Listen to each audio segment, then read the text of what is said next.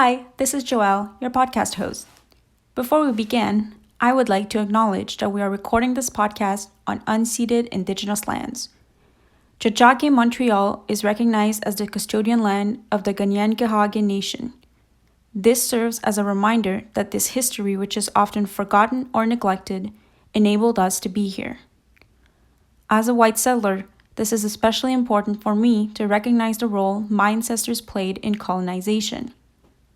That Feminist hopes to create a space for dialogue, exchange, and critical reflection. With that being said, I invite you to think critically about your institutional and personal relation with the land on which you stand. Look at that feminist. Oh my god, she's so annoying. Yeah, I know, she talks too much.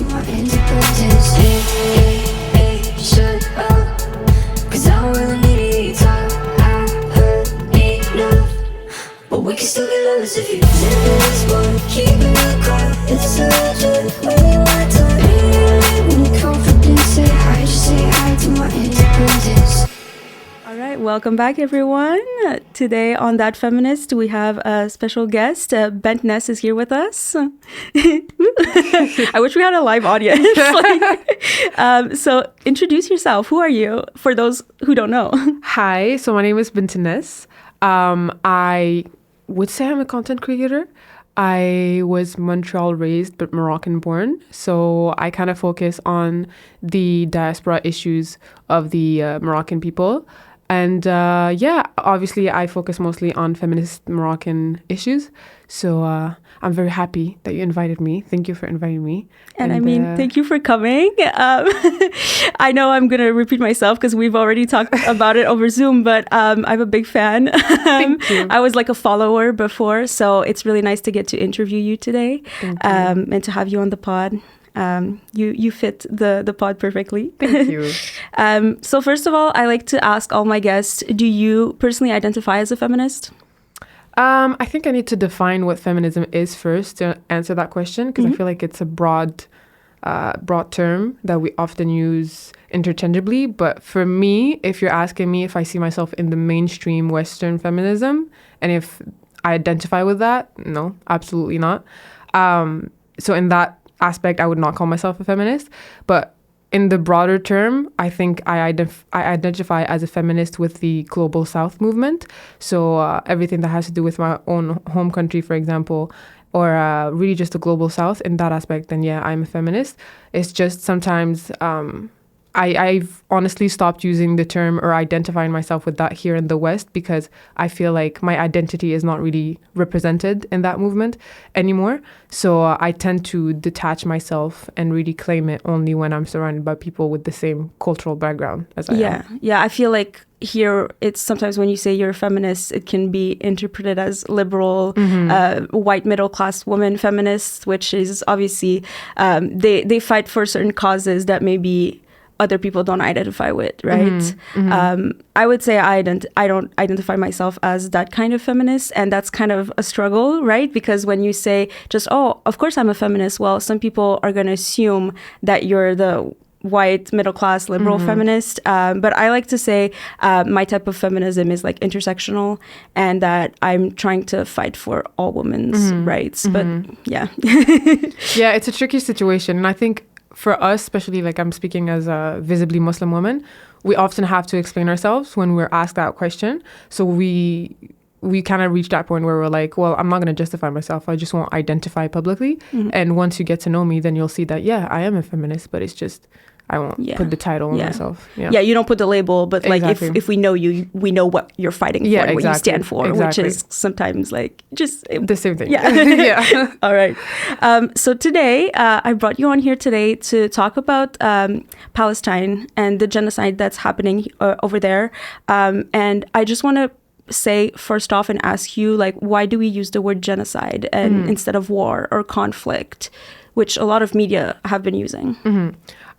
So there's a lot of history about what's going on in Palestine right now. And obviously me as a non-Palestinian, I'm really just an ally to the cause. So I've had to do the work on my own end. And doing the work, like you said, you see the media use specific terms.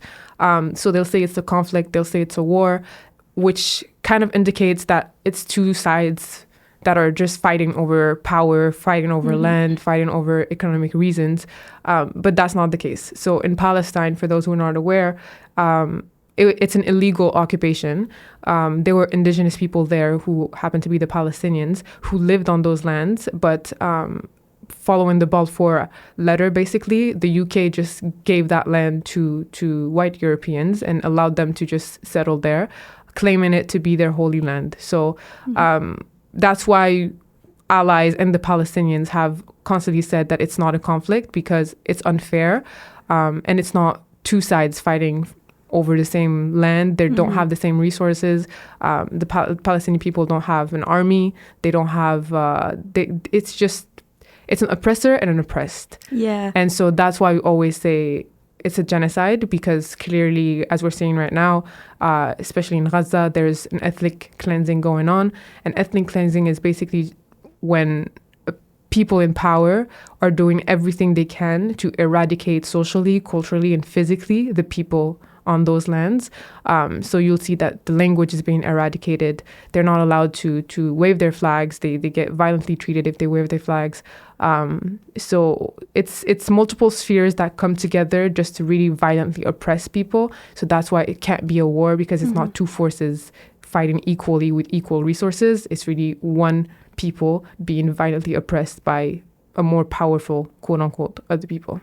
Yeah, and I feel like a conflict really says like, oh, it's two people who, like you said, hold the same weight and like have the same power fighting against each other. Yeah. But that's not the case here. No, at all. exactly. So one side is resisting, the other side is simply being violent for the sake of being violent. So And like defending itself, like the other side is resisting, but also like exactly, just replying in defense, right? exactly. Why do you think the media though keep saying, I mean, I've seen like a difference now in the words that they're trying to choose, but like at the beginning they were saying like war, conflict a lot of the time. So why do you think that is? I mean, there's multiple reasons. I think we have to first question the origins of those medias. So obviously most of them are Western media, and if we look at the history of the West, it's not a pretty history. It's pretty violent. They've colonized as well the whole world. So obviously you're not going to go seek truth, and you're not going to go seek actual knowledge from the original colonizers. And the original colonizers are obviously going to support the modern day colonizers. So that's why you won't see them use those terms, because once they do, then the people have the dots are connecting for the people, and we're going to start pointing fingers at them as well. And I don't think the British and the Americans and the Spaniards and all the decolonizers want people to connect the dots and start pointing at them. So that's why they use very neutral terms to really just avoid any kind of resistance or questioning from people. And do you think that's why also it's important to maybe go and find our information in like more non-traditional media, like social media, instead of, you know, those big major media companies? I think it's good to do both, just to know the type of propaganda that's usually used. But in terms of social media, I think the main source should always be the people in Palestine in this case. But we've seen it with Black Lives Matter. It was also social media, and we were all seeking the knowledge from people on the ground who were actually organizing. So it's the same situation for Palestine as well. Social media gets very overwhelming with a lot of knowledge, a lot of resources shared left and right. But I think it's very important to always uplift the voices of Palestinians and to always seek our knowledge and our sources from them directly. And honestly, that's what I've been doing, because as I said, I'm not Palestinian. So I've had to do the work as well. And I got all my resources from Palestinian people around me and from Palestine directly. So, yeah. Yeah, which I guess is, not to sound too boomer, but like it's great that we have social media to do that, because I was just talking to my dad yesterday, and he said, you know, this conflict has been going on for so long, but we've never been more like informed about it, because we have people directly reporting from Palestine. And he said, when I was a little kid, I remember that this was going on, but like the only source of information we had was our own Western colonizer media, which was so different. They would portray the situation very differently. But now we have access to all this information. And again, I'm sorry if I sound like a boomer to be like, oh, like it changed. But I do think we need to take advantage of that. It's a good thing that we have that, really. It also, I've always said that social media is the true democracy, where there's no social class, there's nothing that divides us on social media. Everybody has the same tool. It's just a matter of how you use it. But then obviously we're seeing it right now with Palestine.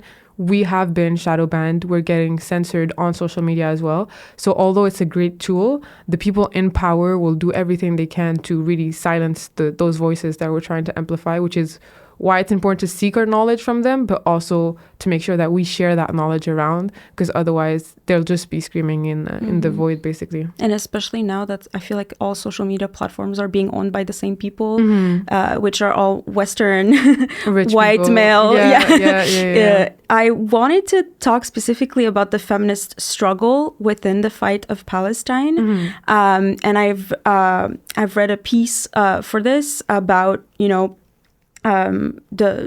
the feminist struggles within the fight for Palestine. I will link it down below for people who would want to read it. But I just wanted to read a little quote to get us started, because I feel like it really helped define, because sometimes people are going to say, wait, feminism, Palestine, like what's the relation here? But I'll read a little quote here. The shattering of the Zionist narrative that resulted from decades of Palestinian organizing in the global north has also led to a greater understanding of the gendered aspects of settler colonialism in Palestine, leading many feminists in the global north to a realization that the fight for Palestinian self-determination and indigenous sovereignty is indeed a feminist issue, end quote.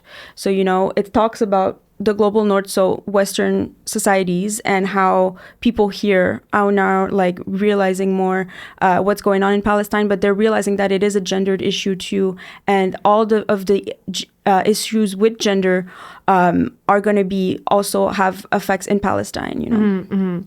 And I think like today, especially because we're celebrating the Independence Day of Morocco today, and across North Africa, across the Middle East, women have always been part of the resistance. They've always been part of the movement to liberate their countries.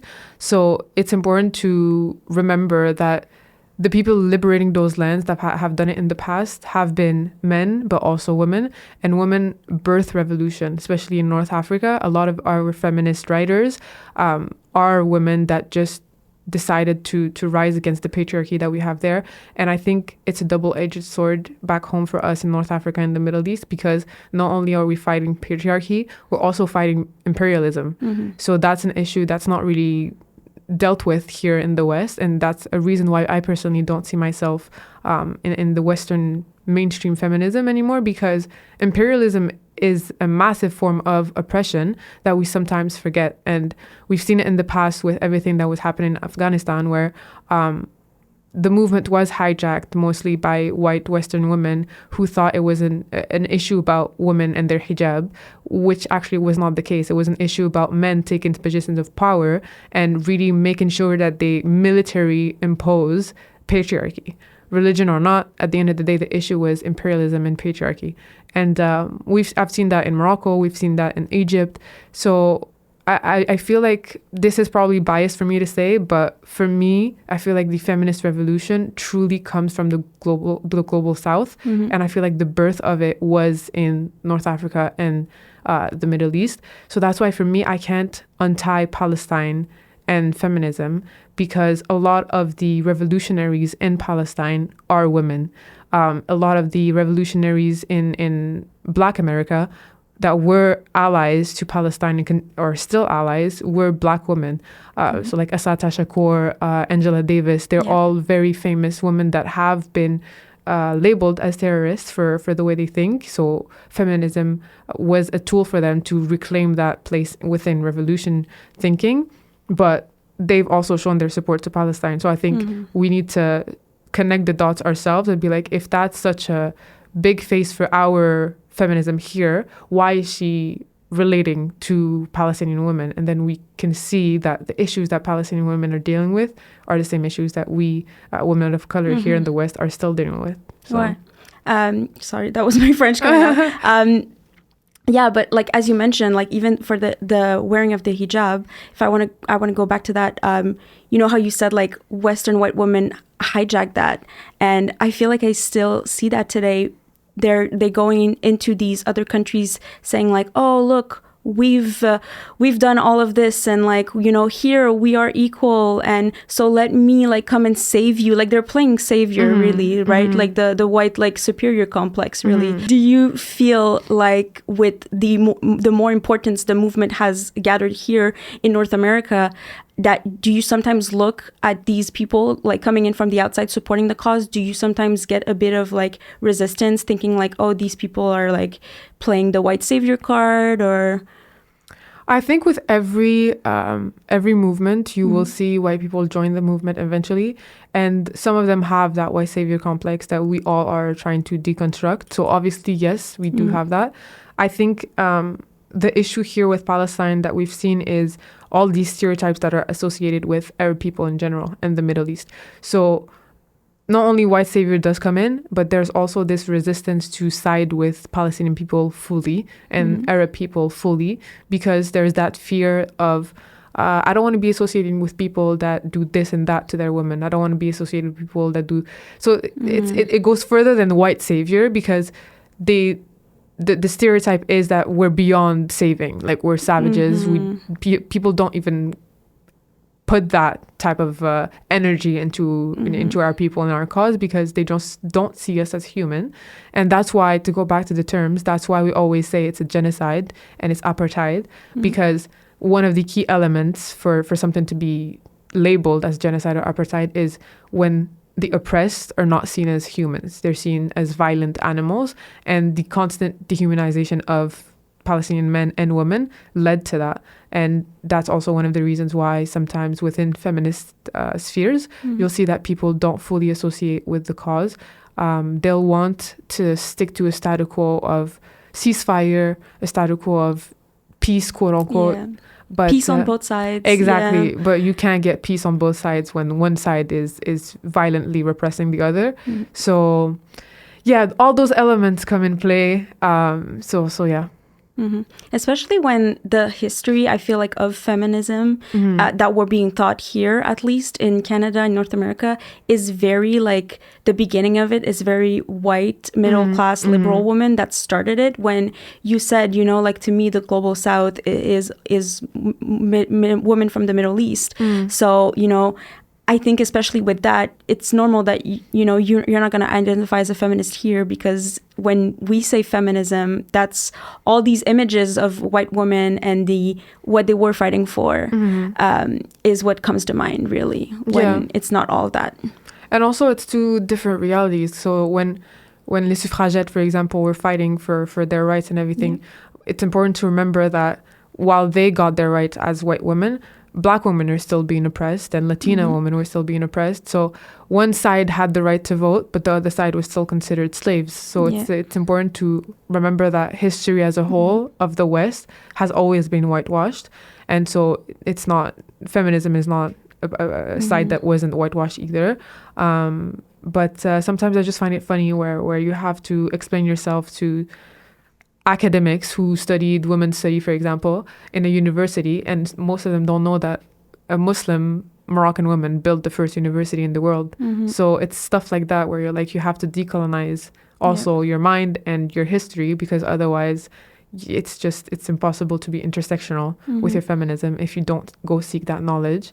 And to bring it back to Palestine again, I feel like that's the most concrete evidence that we can get of how everything is interlinked, because on social media, for example, the people that are getting us our information are mostly women. So we have Bisan, we have Plestia, they're young women in their 20s who are living a constant war, who are being bombarded, who have to go over their period, who have all these issues that we as female people, female identifying as well, we identify with. But on top of that, they have to deal with a genocide. So it's all intersectional, and I feel like right now we're seeing more open-mindedness to discuss how intersectional all of this is. But I think it's important to keep in mind that the fights all converge, but the main issue is always imperialism and whitewashing the history. And I feel like that's something I learned while, talking to a lot of different people about feminism, which I don't think I learned in university, is that a lot of it is unlearning instead of learning. You think that getting into a topic like this or a social cause, that you'll need to do a lot of learning. Oh, I'll need to learn this, learn that, learn about this issue. No, it's a lot of unlearning, especially when we're dealing with anti-colonialism stuff, Anti-colonialism activism is a lot of actually just unlearning what you've been taught. Yeah. Especially as a white person, I would say it's a lot of unlearning and rethinking what you were taught and what it has been implied your whole life, right? Yeah.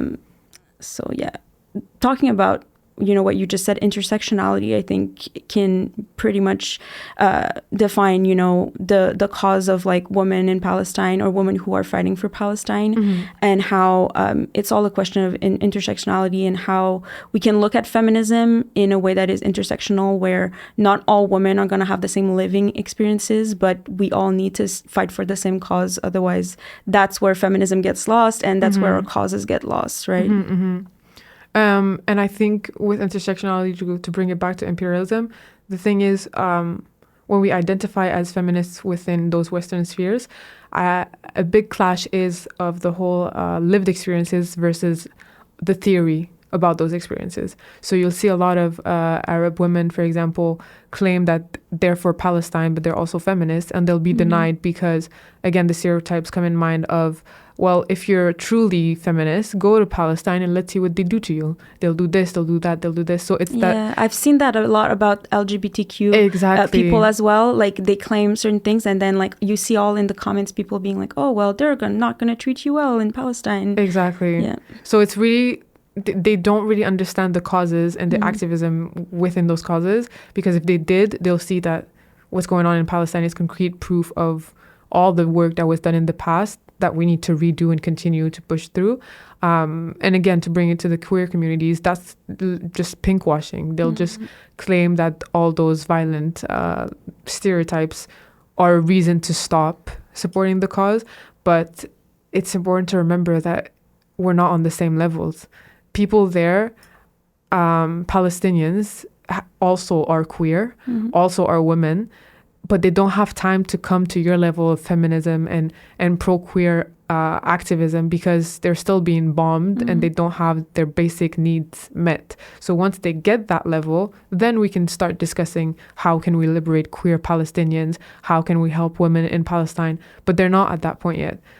So the root of the cause is colonialism, and it is the imperial presence of the States, of France, of the British in Palestine. Once that is fixed, once Palestine is liberated, then we can start liberating the marginalized folks. So I think to bring it back to intersectionality, I think there's also levels to follow through. Yeah. All these fights are intersectional, but there's also steps to reach true activism for all these individual causes. And the first step is liberation. Freedom, so that they can actually, after that, get to, like you said, get to that level. Yeah. Exactly, yeah. Another little quote I wanted to bring in regarding intersectionality from that same reading. It says, today, more than ever, there's growing consciousness that our struggles are not parallel, a term which suggests that they will never meet, but intersectional, coming together at various nodes. Our hope is that the enactment of reciprocal solidarity is a long-term movement, not a quote-unquote moment, end quote. So basically the idea that this issue has been going on for so long, but for some reason right now it seems to have a quote-unquote moment. And do you think that this time, do you feel something different? Yes and no. I want to say yes, because the narrative is obviously changing. People are realizing that we're witnessing something live. We're witnessing something violent that we have never seen before. We never had the opportunity before to see it before our eyes as it happens. We wake up at the same time and we all see what happened right now, an hour ago, yesterday night. So I think that's the main difference.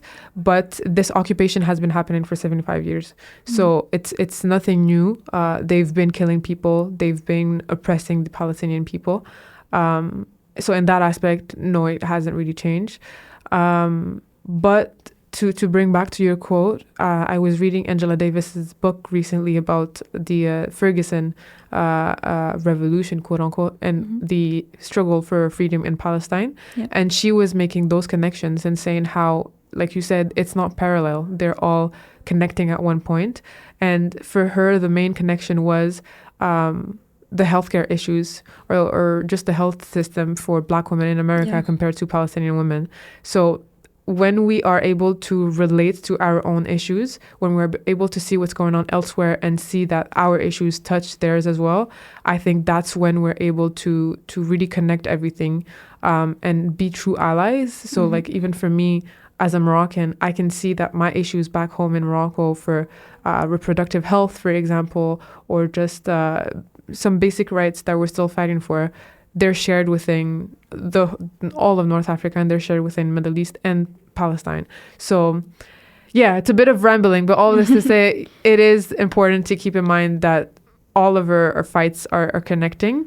And I think that's another aspect of the main difference I'm seeing right now, is that following COVID, following the summer of 2020, following George Floyd, I think we've reached a point where people are just tired, people are just exhausted, and they're more open to see that the government is not truly caring about the real issues. They don't care about the environment, they don't care about the working class, they don't care about our own issues, because we've seen the states put on reproductive laws that truly just ban us of our body autonomy.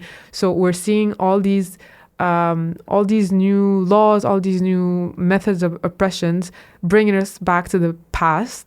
And I think this right now is just the last drop that made us all understand that unless we rally together, unless we all work together, we're never going to be actually free, because all of our issues are interconnected. So I think that's also a big difference. It's just a collection of many other issues, and we're tired. We're just and I think COVID like showed people, and even like you said, the summer of 2020 with all the Black Lives Matter protests, I think it showed people that we actually have a voice and we have power. I'm not saying, everything was fixed, but I feel like a lot of things changed, and just the feeling of going to a protest and seeing all these people come together, it really makes one feel powerful, thinking like, hey, like we are the voice, we are the people, and we have a say. Especially with COVID, we realize like, okay, all of these companies, if they don't have our money, they're not going anywhere. So I think that goes a long way. Deciding where your money goes can actually help, define, what's going to happen politically. Yeah. And especially right now with the bans and the whole BDS movement with Palestine. So to ban certain, or not ban, sorry, what's the word I'm looking for? To boycott? Boycott, yes.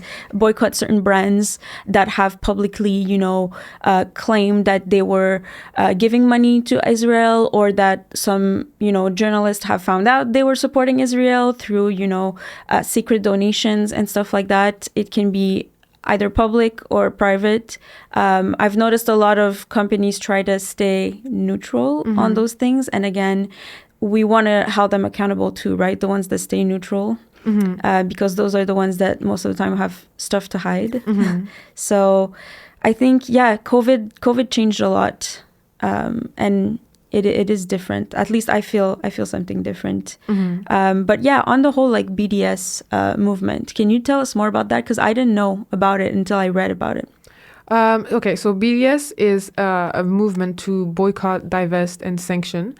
Like you said, we've reached a point where we understand that our money is our main tool, especially in a world that's reaching the late stage of capitalism.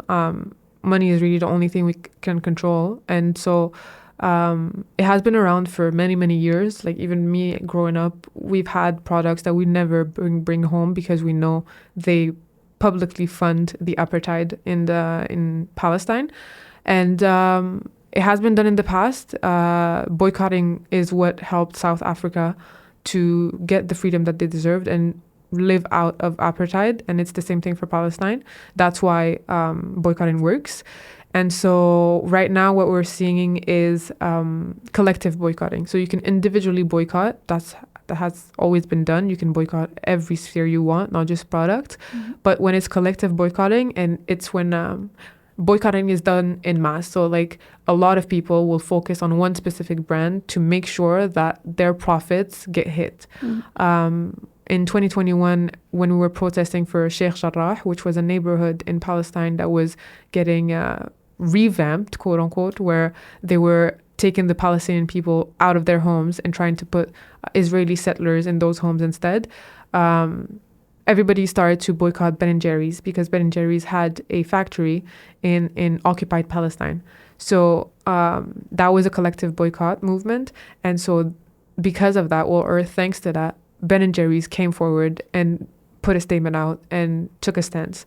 So that's what BDS does. It helps us to get those brands to either take a stance or just to really show that we're not going to fund a genocide. Although our tax dollars are going into it, whatever I can choose to actually fund, I'll make the choice to not participate. So right now in 2023, it's really focused on Disney, and it's focused on McDonald's, and it's focused on Starbucks.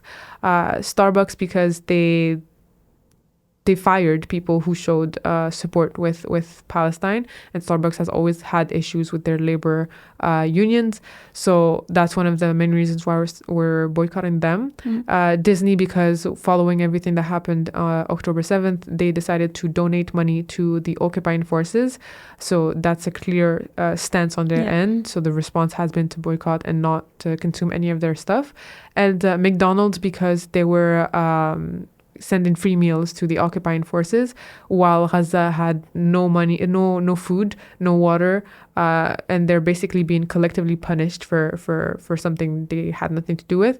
So those are the three key elements, but that's really within collective boycott. As I said, there's individual boycott. You can boycott people that your values don't align with, be it artists or movie directors. It's really a personal choice, but we often say to follow the collective boycott direction, just to make sure that we have a stronger impact on those companies. Yeah. And I do think it's like you might feel you're too far away from the issue to even like feel like you can do something. But I think boycotting is something we can all do that will help us at least make a difference in that. And like you said, not fund a genocide. Exactly. Right? I want to go back to something you said also about like feeling like you're far away from the problem and not like identifying. And when I say far away, I mean far away in terms of like geographically, but also in terms of socially. Like you said how, you know, sometimes white people have a problem like relating to the people in Palestine because they feel like they're so different, right? And I think it's sad. It's really sad to see how quickly people were to align themselves with the Ukrainian population when they were invaded by Russian. And it really feels like it was just because they saw them as equals. And like you said, for a genocide to happen, right, the people who are being oppressed need to be not seen as human. And it's almost like that's what's going on right now. And do you think it's racism? 1,000%. Colonialism and imperialism is birthed by racism and they white go hand supremacy. in hand. Exactly. You wouldn't call children the children of darkness if you're not a white supremacist. You wouldn't treat them as animals. You wouldn't destroy their cemeteries. You wouldn't do all of this if you didn't think that they were below human. They were below animals. So 1,000%, it is racism. And it is a racist state. And that's why we're fighting against it, because no matter who would have been in power, it so happens to be a so-called Jewish state at the moment, but whoever it was, the Palestinian people would have resisted. And when I say we, I mean North African and Middle Eastern people, would have allied ourselves with the Palestinian people, because it's just, we can't stand for racism. So unless Palestine is free, none of us will be free. And that's something that we've always learned as kids. And that's also one of the reasons why you'll often see women of color, if I speak for women mostly, ally themselves with other women of color and stay away from spaces that are mostly centered around white women, because we've understood that, again, unless Palestine is free, none of us are free. So unless one of them is free, none of us are free. I don't think a state like this would have survived had it not been backed by other racist states. So there's a reason why the US is killing black boys with the same military and the same training, basically, as the same occupying forces that are killing Palestinians. As much as our own struggles for freedom are connected, the oppressors are all also connected. They share the same methods. They share the same ideologies. They share every single tactic that has been used here in Canada, Turtle Island, has been used in the States and is currently being used in occupied Palestine. So to cut it short, it is racist. It's racism, it's white supremacy, and it's just colonialism. And like you said, they all go hand in hand. One can't live without the other. So you can't occupy land if you're not racist. Yeah. And like you said, all the oppressors are being funded by other oppressors that have done the same thing, right? Here in Canada, we've done our own ethnic cleansing with the Indigenous communities. And that's all of our government who did that. And now, our government is funding Israel doing the same. So, it's crazy how some people will say that Western societies, I don't remember what's the term for it, but they think that Western societies are like higher than Middle Eastern countries because they think that they're more advanced on certain social causes.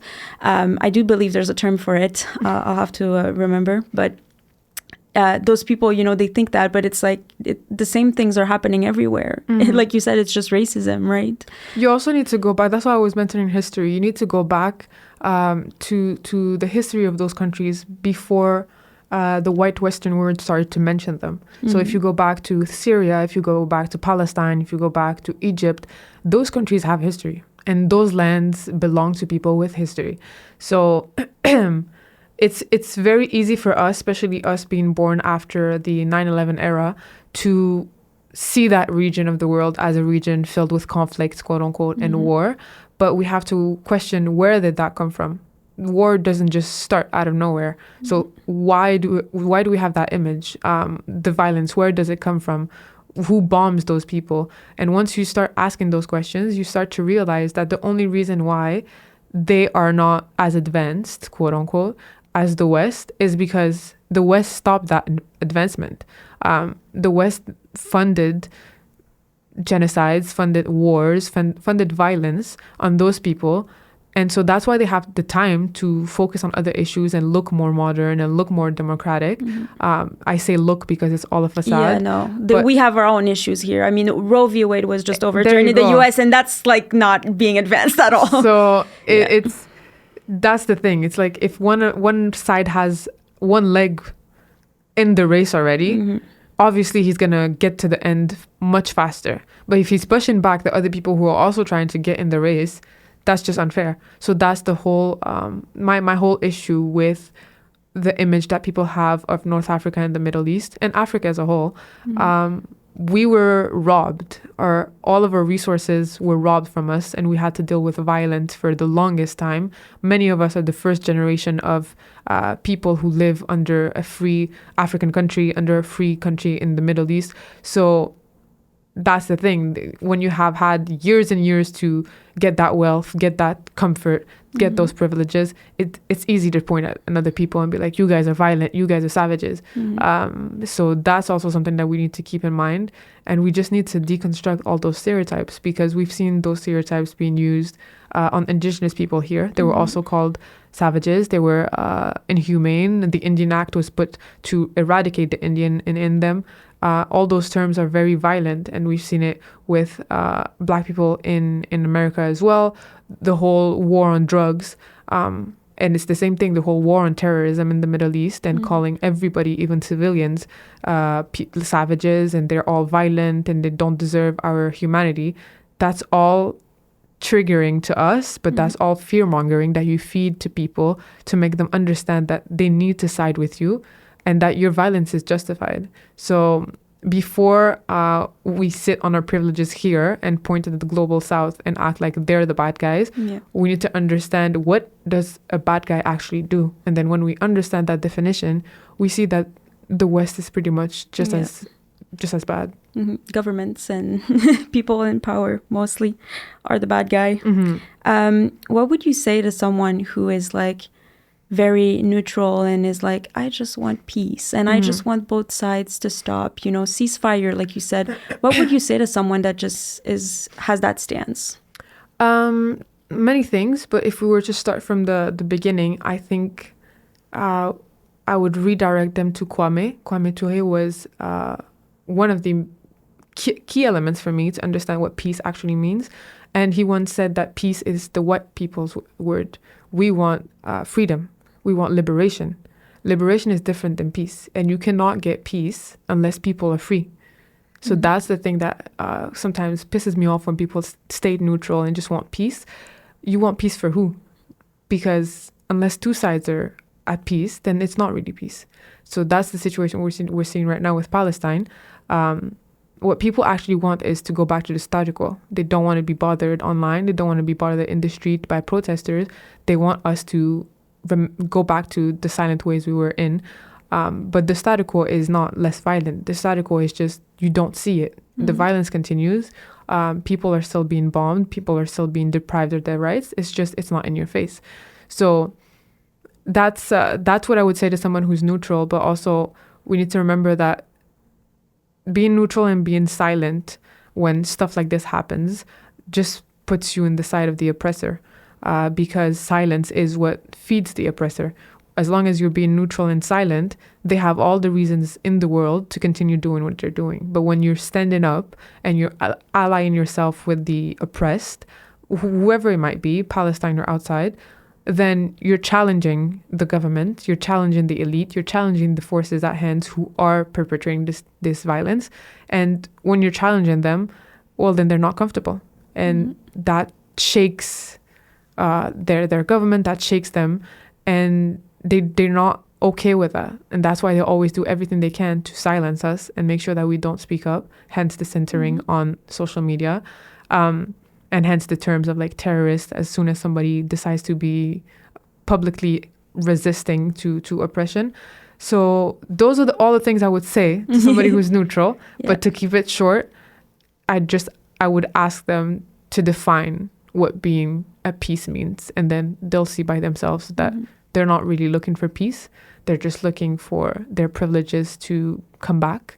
And they're looking for their pretty little world to not be disturbed by what's going on somewhere else. And silence is strong. Silence is loud, I like to say, because it says a lot, even though you're not saying anything, right? And then again, on solidarity with the Palestinian cause, just to wrap it up, like, why is it important to take action, and how can people take action, like, let's say, just here in Montreal? Why is it important? Well, I think it's because we're actively funding what's going on. Our tax dollars are going into everything. We have people in power that are actually funding everything on our behalf and doing it on our name. So that's why we need to stand up against that, because I personally, I don't know for anybody else, but I personally don't want my tax dollars to go into that when they can fund better public schools, when they can fund better stuff locally for us. That's one of the reasons why we should stand together with the Palestinian people. And there's many ways to do that. You can protest. So here in Montreal, for example, there's a Palestinian youth movement on Instagram and online. There's also Montreal for Palestine that organize protests. You can call your MPs, you can call your representative, you can fax them even, you can email them. You really need to disturb their 9 to 5 days to make them see that the people that elected them are not okay with the decision being made on their name. You can sign petitions. There's one parliamentary petition right now going to the House of Commons to ask for a ceasefire. You can sign that, you can share it around, and you can just get educated on the issue. There's movies, available online. There's books available online. Here in Montreal, we have Maktaba Bookshop that has a lot of books on the issue. Really just unlearning all the terms, all the propaganda that we've been fed is the first step to really understand how to be a true ally. And once you've done all of that, you'll realize that as an ally, your job is not to change the world. Especially for Palestine, I've always said that to my friends. When you go to protests, you're not going to liberate the countries tomorrow. When you go to protests, you just show people who are actively being violently repressed that you side with them, and you remind them that although the world is silent, that you as an individual are not. And just that little bit of hope is what will eventually lead to liberation. So all those small actions might look tiny, but if all of us start doing them, then eventually it's going to bring something. Yeah, I believe that too. Where can people find you if they want to follow you and learn more about you? So they can find me on Instagram. They can find me on TikTok. If people know me, they know my Instagram. If people remember my face, remember my voice, they know where to find me. I'm not going to plug myself.